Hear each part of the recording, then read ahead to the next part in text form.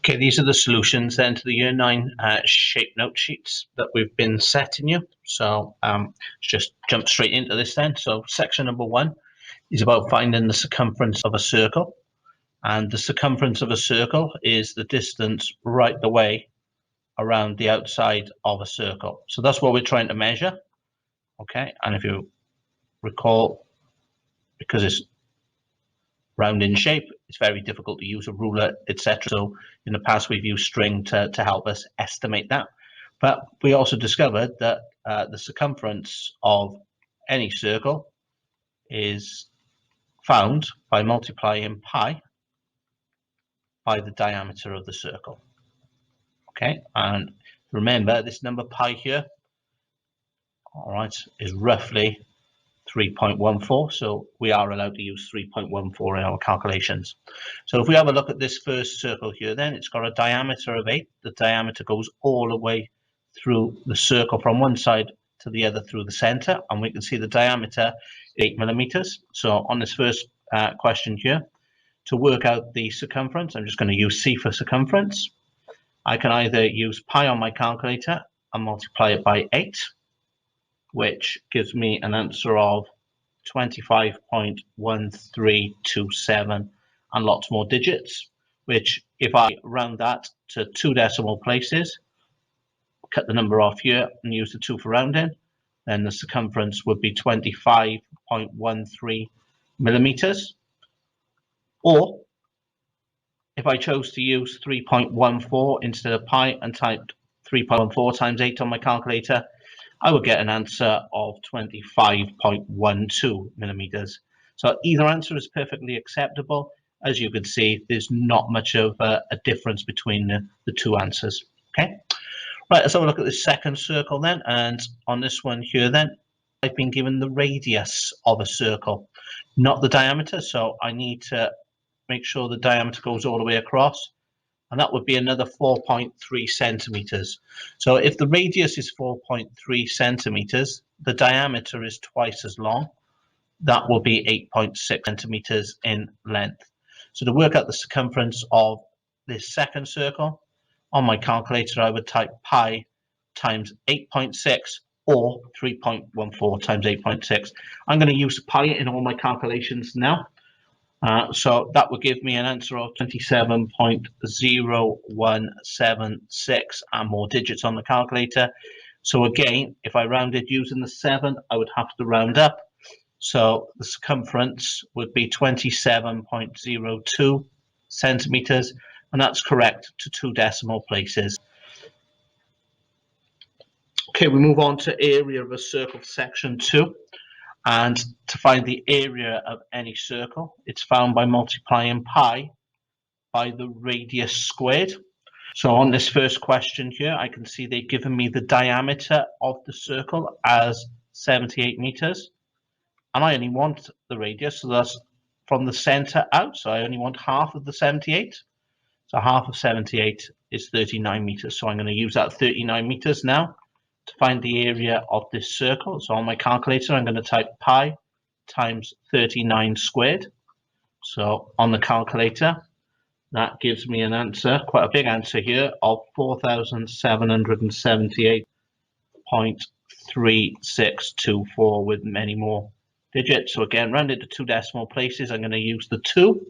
So that would keep the value before the 2 as 0.36, so it doesn't change. And in this case, that's meters squared. And again, I'm going to just specify I did that to 2 decimal places. Okay, so there's my solution there. And on B, this is the radius. So the area on this one is just simply pi times 5 squared. So on the calculator again, type in that in. That gave me 78.5398 with some more digits past there. So this time, if I cut and keep my consistency with 2 decimal places, I'm up the 9, so I'm going to round up. So the 5.3 would round up to 5.4, so it would be 78.54. And in this case, the units are kilometers, so that would be kilometers squared. Section 3 is all about angles in a triangle. So the one common thing here is that they always add up to 180 degrees in any triangle. So on this first triangle here, it's called an isosceles triangle. And these two lines here that have these two markings are equal in length.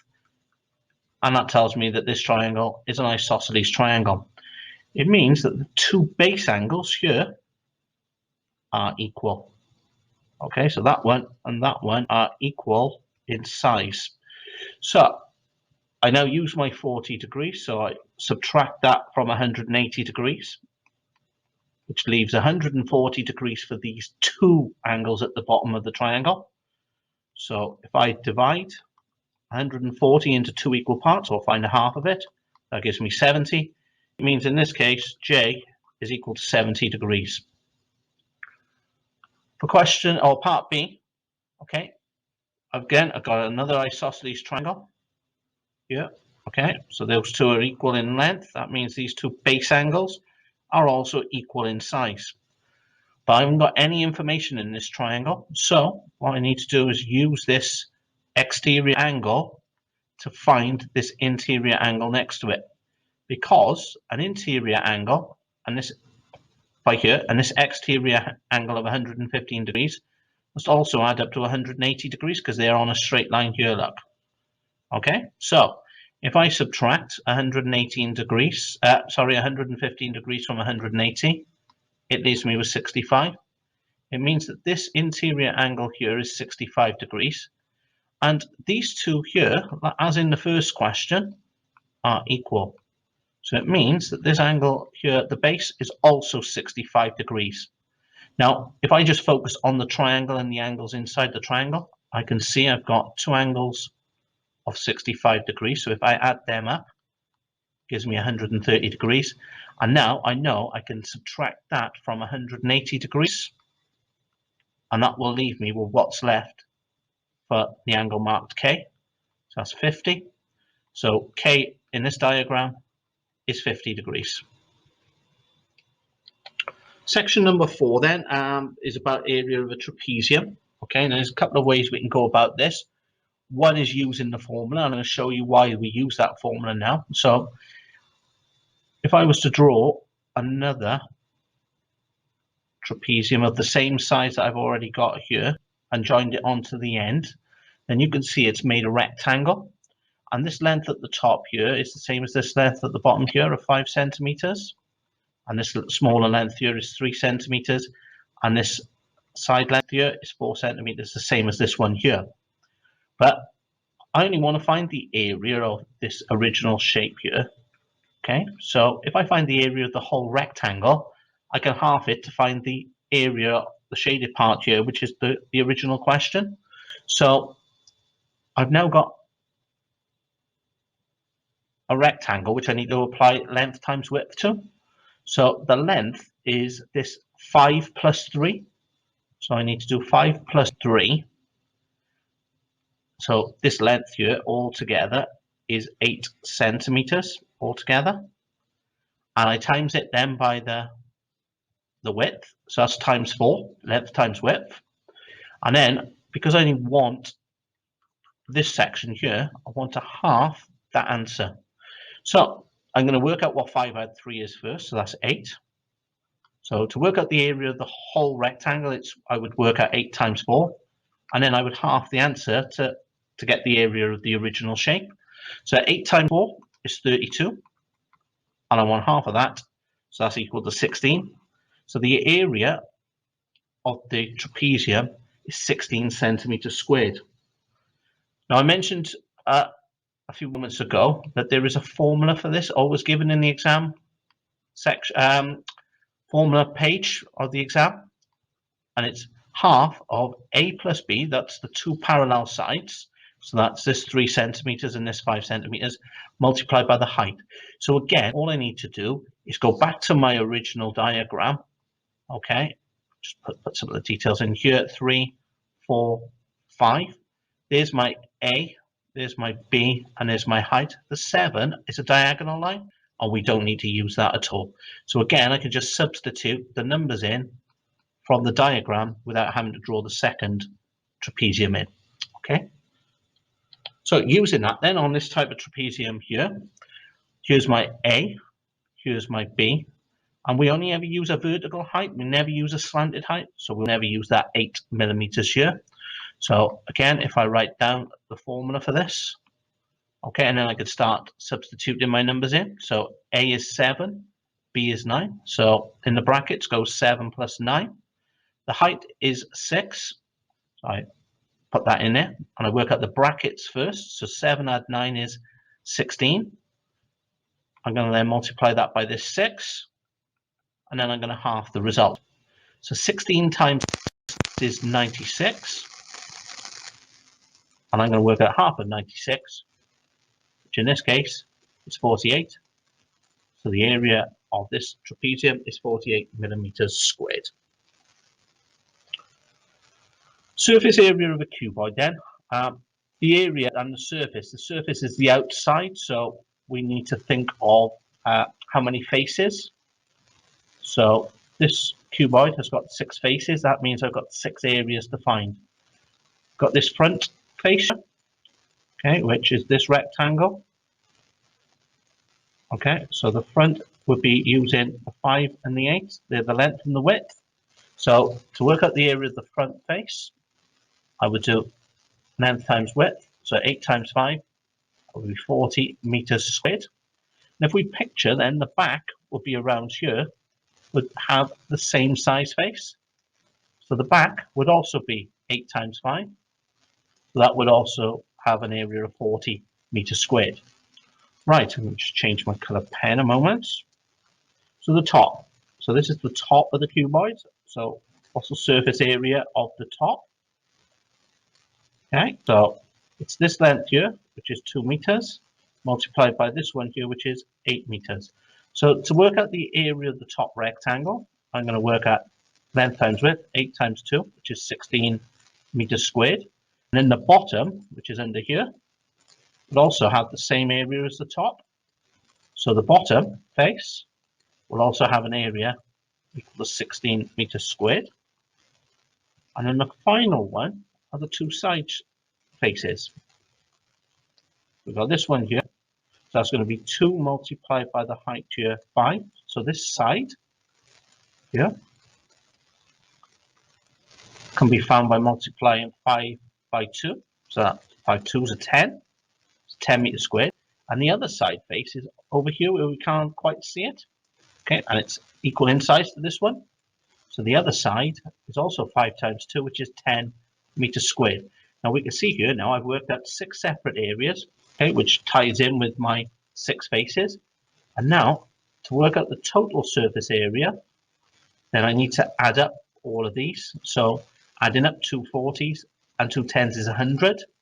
Adding up 2 16s is 32. So in total, that gives me a total surface area of 132 meters squared.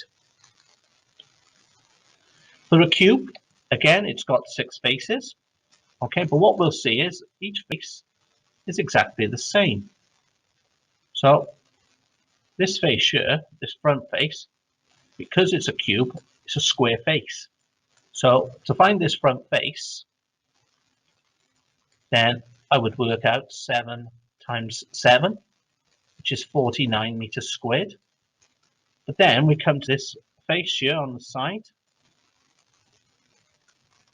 That'll also be 7 times 7. The top here, this is the top. To work out this, it would also be 7 times 7. So we get the picture that these are all going to be 49 meters squared. And I've got to do that for all 6 faces. So rather than me writing this down 6 times, okay, to work out the total area, I can work out 6 times 49, which in this case gives me an answer of 294 meters squared for the total area. Section 6 then is again about surface area, but this time it's of a triangular prism. So on this one here, we want to find the surface area of each of the outside faces. So we can clearly see there that we've got a triangle here as this front face that's running through the prism. So that's the first one we're going to find here, is this front face. Okay. So if I just write on here a moment front, I might get rid of that in a moment or so. Okay, so for a triangle, remember it's base times height divided by 2. So the base is 12. The height of the triangle is 6. So we're going to need to work out 12 times 6 divided by 2. So 12 sixes is 72. Dividing 72 by 2 gives me 36. So in this case, the front face is 36 meters squared. But with a triangular prism like this, hopefully we could see that as it's the same shape running through, we got this here, this back face. Okay, and this back face is exactly the same area as the front face. So now here, the back will also have the same calculation of 12 times 6 divided by 2. So the back face will also have an area 36 meters squared. Okay, so they're the two triangular faces. The other faces on this prism are made up of rectangles. So first of all, if I come to here and I call this the base, the bottom bit here, look. Okay, so if I just shade it, that's the base. So that's a rectangle by here. And that base area can be found by working out the length times the width. So in this case, that would be 12 meters by 15 meters. So 12 times 15, which gives me 180 meters squared. So that's the base of the triangle done. Now, and change my color pen. Over here now is the side we can't see notionally. Okay, so that's this face here. I just do the outline, so it's this face here, which is a rectangular face, and that face here will be this length here, which is 15. So that'll be 15 meters multiplied by this length here, which is 8 meters. So to do the left rectangular face, that would be 15 times 8, which gives me 120 meters squared.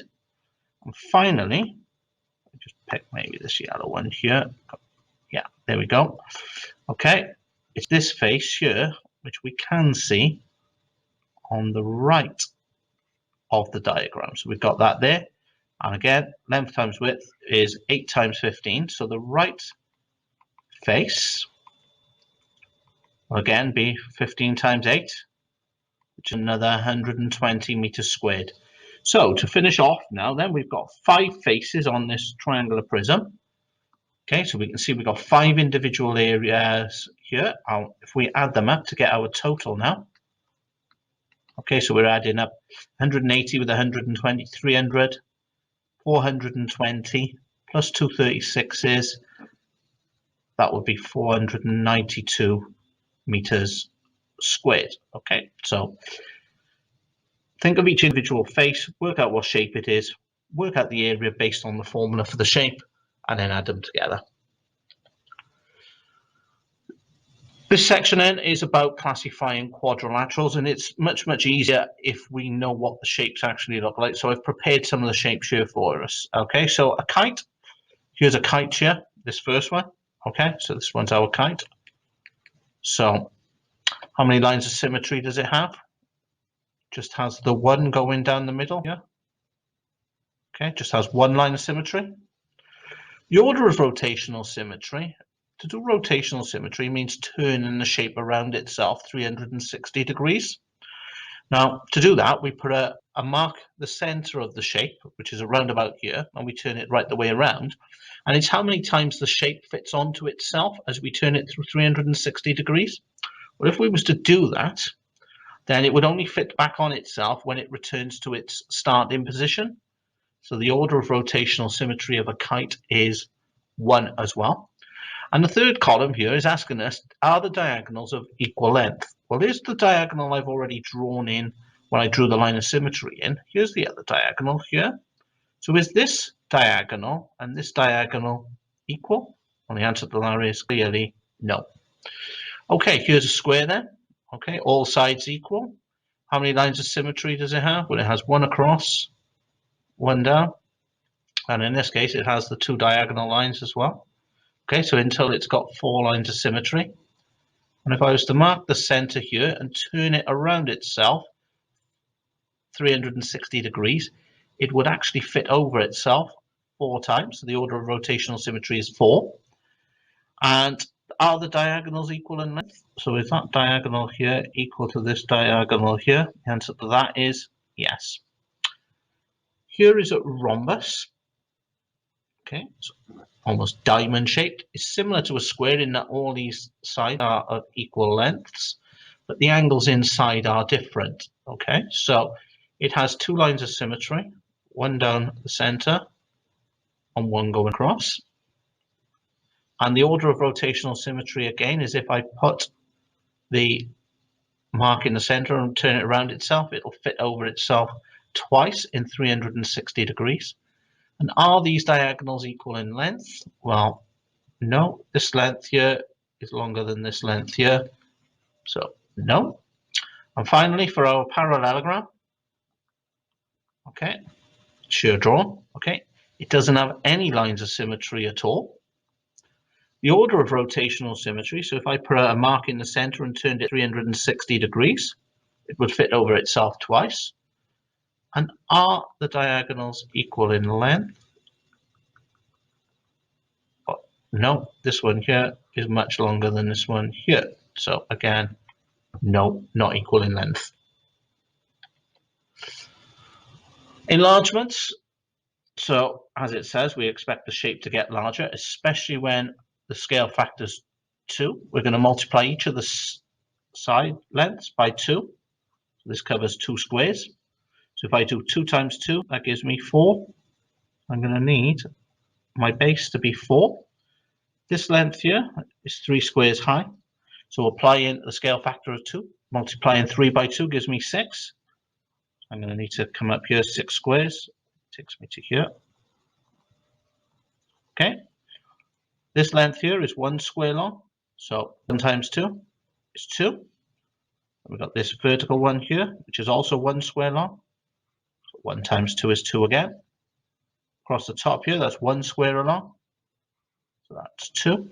And hopefully we can see that this last length here, okay, is 4 squares down. So that would be 8. And if I draw it in here, we can see that that is 8 squares.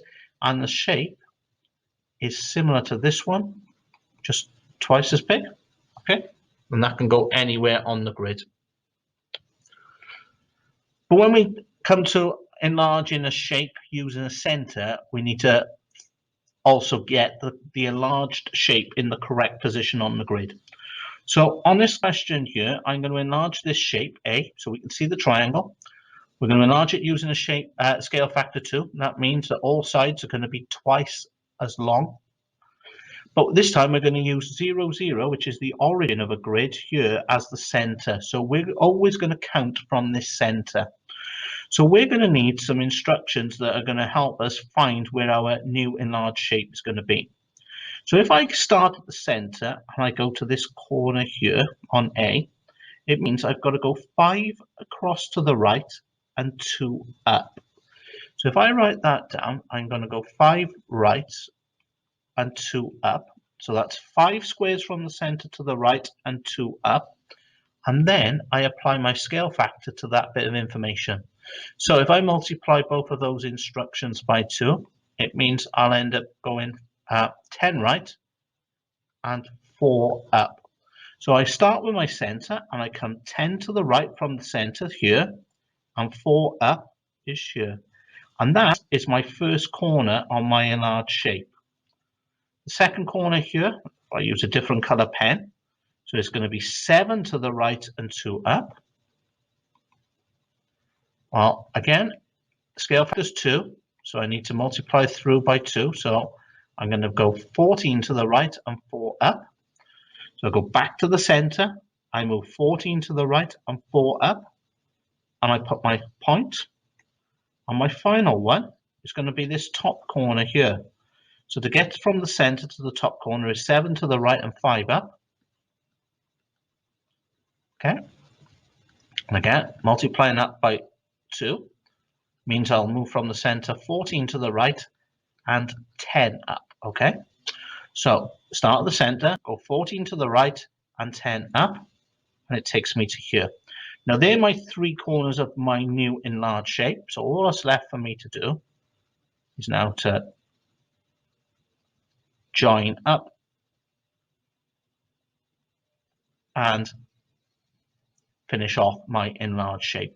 So we could see now it's twice as big and it's in the correct position on the grid for the enlargement. Translations then are about moving a shape. So here I have got a column vector, and the top part of the column vector, so the top number tells us to go left or right, and the bottom number tells us to go up or down. So if it's got a minus, it means we're going to go left.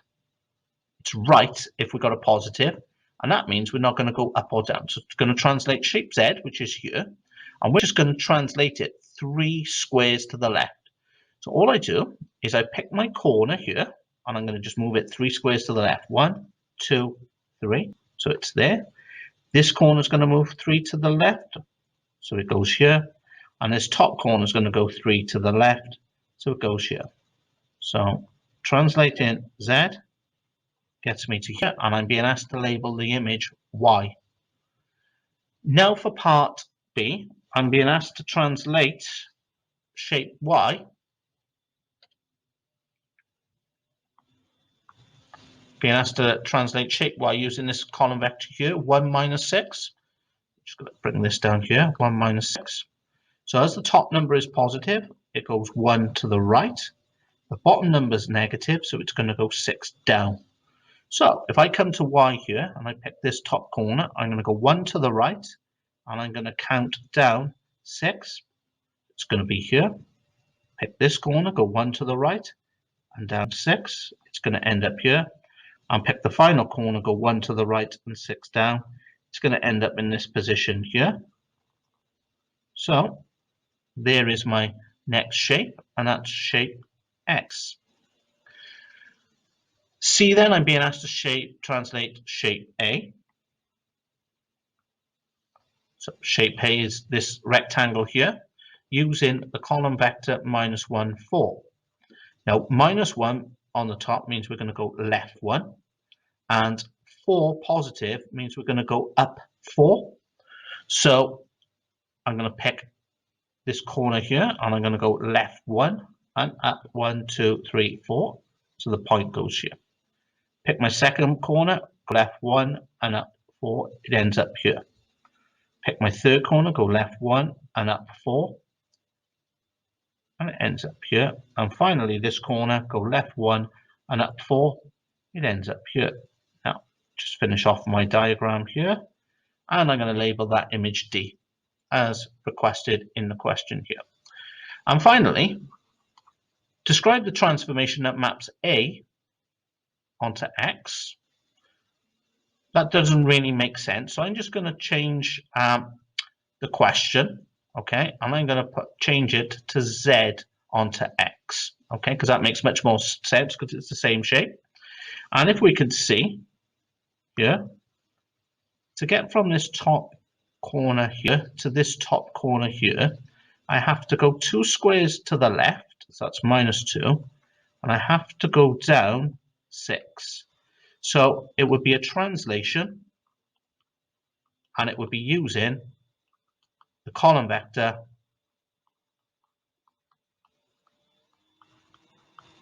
minus 2 to the left and 6 down. Section 10 is all about symmetry, and we're being asked to draw all lines of symmetry on the following shapes. So a symmetry line would mean it's like a mirror line to the on the opposite side of the mirror line. The shape would be exactly the same, and if we use the mirror line as a line to fold, then the shapes would fold exactly over itself without any overlaps. So on this first shape here, we've got a rectangle, and if I drew a symmetry line here, I could see that this side would fold equally onto this side with no overlap. Equally, I could fold along this mirror line here, this horizontal one. So again, the bottom half would fold up over the top. There are no diagonal symmetry lines on a rectangle. On this arrow, it has one symmetry line, okay, and that's this line here across the middle where the bottom would fold exactly over the top half of the shape.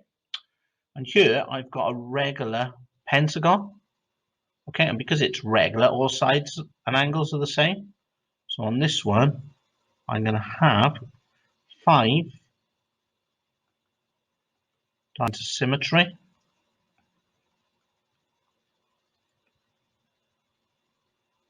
As such here, okay, so it's got 5 lines of symmetry, and this is an equilateral triangle. So again, as all sides are equal, then it's going to have 3 lines of symmetry as well. Now with a rotational symmetry, it's how many times the shape turns. That's what rotate means. It means to turn it. So it's how many times the shape will fit over itself when you turn it 360 degrees. So for a rectangle, you always do the rotation from the center of the shape. So if I put a dot in each of those, it'll tell you how many times when you rotate it around, it'll fit over itself. Okay, so on a rectangle here, it'll fit over itself twice. So the order of rotational symmetry is order 2. Because it's an equilateral triangle here, on this one, as you turn it through 360 degrees, it'll fit over itself 3 times. And on this one here, well, the key to this is how many of these triangles have we got here? So we've got 3, 4, 5, 6, 7, 8. So on this one here, which is like an image of a sun, then it'll fit over itself exactly 8 times in a full turn. Now, when we do these types of problems, we're quite often asked to complete a diagram. So remember, if it's about rotational symmetry, then you've got to go to the center of the shape. So we would be rotating around this center point here. This order 2, it means that it fits over itself twice in 360 degrees. So if that's the case, and I was to do 360 divided by 2, it means that after I've turned the shape 180 degrees, which is a half turn, then the information that's on the top of the diagram here will be rotated, and it'll be somewhere here on the lower half of the grid that hasn't been shaded in. So this square here, when we rotate it 180 degrees, will turn around, and it'll actually be in this part of the graph here, so the grid here. So these 4 squares here need to be shaded in. This little rectangle here, when that's rotated, it will come around and it'll end up in these 2 squares here. Now, it's quite often useful to get a piece of tracing paper and trace over this, and then use the tracing paper to turn it around 180 degrees. And then this one here, if I turn this one around 180 degrees, it will end up in this square here.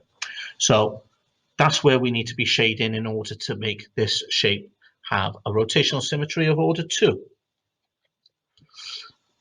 Right, interior angles then. We want to find this interior angle N here. What do we know? Well, we know that this shape has got 5 sides and it's got 5 interior angles. Okay, and for a 5-sided shape, we can cut it up inside and it'll have 3 triangles, which is 2 lower than the number of sides. So if I take 2 off the number of sides it has, then that leaves me with 3. So I can split the inside of the shape into 3 triangles, and each triangle has interior angles that add up to 180 degrees. So 3 of those would give me 540 degrees. What I know is that the interior angles of this 5-sided shape add up to 540 degrees. So now we need to add up the angles that we do know in this shape. So use column method, or use a calculator if you find that easier. Okay, so we've got 12, 17, 18. Carry 1. So 10, 18, 19. So carry in 1. And 1, add 1, add 1. The carry is 3. So I know that the 4 angles I've currently got add up to 398. And if I subtract that now from the 540 total, it will tell me the size of n. So a little bit of taken away here. So borrow first of all. So 10 take away 8 is 2. It's borrow again. 13 take away 9 is 4. And 4 take away 1 is 3. So in this case, n is 142 degrees. Now this is a regular shape. That means all the angles inside the shape are equal in size. So this shape has got 6 sides. So if I take 2 off my 6, I know that I can split the inside of the shape up into 4 triangles. So working out 4 lots of 180 degrees, which in this case is 720 degrees, tells me that the interior angle sum of this polygon is 720 degrees. Now I know that all of these are equal in size, so I need to now divide 720 by 6. That gives me a solution of 120. So the size of angle P in this case is 120 degrees.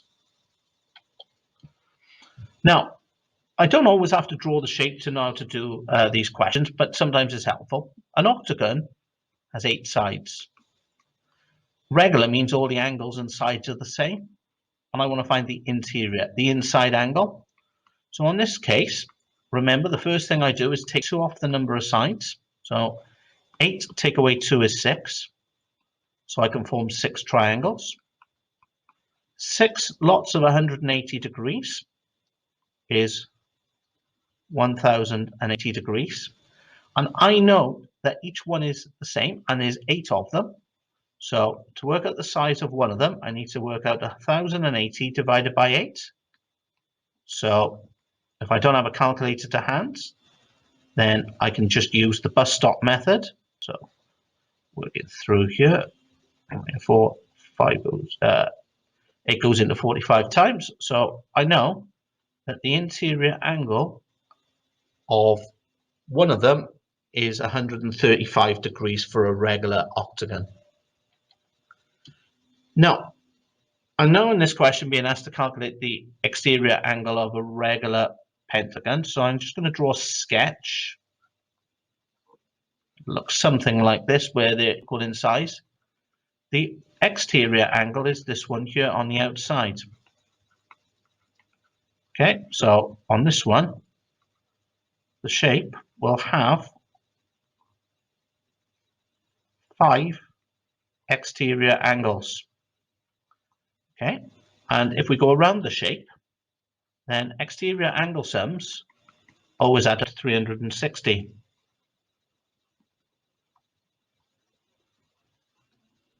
Okay, so on this one, I know I've got 5 equal ones.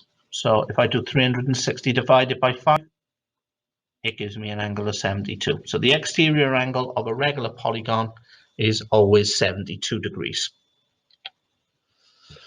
Okay, another regular polygon has got exterior angle 36 degrees. So we know one of the outside angles is 36. Because it's regular, they're all 36 around the outside. So how many sides does the polygon have? Well, we know that the angles sum of the exterior angles is 360 degrees. All I need to work out is how many times 36 degrees will go into 360.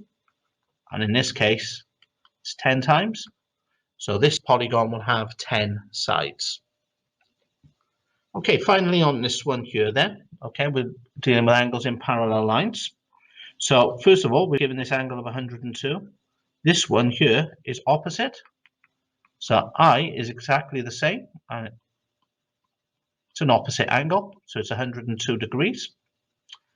And J here is linked with the 102. Look, it's on a straight line. So to find J, I can take 102 away from 180, which leaves me with 78 degrees. And the reason it's 78 degrees is because it's an angle on a straight line. Now, with this here, I can write these in. So 78 degrees, 102 degrees. Then these angles up here all correspond with the angles below. So this 102 above the line is the same as what K is here. This 78 degrees below is the same as what G, same size for G. And this 102 for I is in the same position. It corresponds with H. So to write these down, H is 102 degrees, K is 102 degrees, and G is 78 degrees. And they're all corresponding angles. And finally on this one here then, okay, we can see here that M is in a triangle here, okay, and it's an isosceles triangle. That's the idea behind these lines here, okay. It's just a smaller version of the bigger triangle. Now, I'm being given this angle of 139 degrees here, so I can find this angle by here, and it's on a straight line, so I know that they must add up to 180 degrees. So if I subtract 139 from 180, it leaves me with 41 degrees. So this angle I'm pointing to here is 41 degrees. It means that this angle here, which is corresponding with this one here, okay, is also 41 degrees. Okay, and if I draw out this top triangle here with M at the top and those two sides equal, I know that that's 41 degrees here. Because it's an isosceles triangle, the base angle is also 41 degrees. So I now have two of my three angles of the triangle. So if I add up my two 41s, it gives me 82. And I know angles in any triangle add up to 180 degrees. So I subtract 82 from 180, leaves me with 98. So in this case, M is 98 degrees.